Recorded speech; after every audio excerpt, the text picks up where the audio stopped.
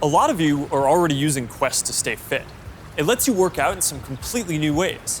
It's kind of like a Peloton, but instead of a bike, you just have your VR headset, and with it, you can do anything from boxing lessons to sword fighting to even dancing.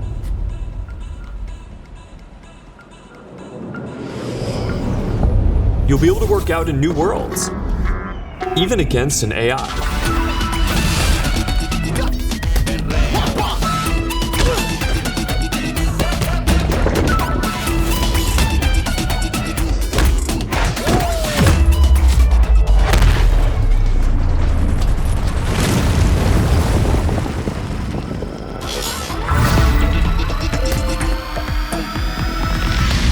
Maybe you'll get some friends together for some 3-on-3.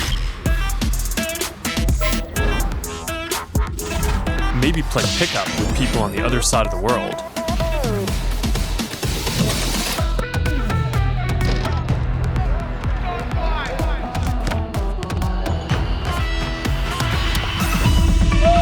Or imagine your Facebook cycling group does an AR charity ride. Let's go! Complete with a leaderboard. Maybe you'll be able to train with the best, like you're right there with them.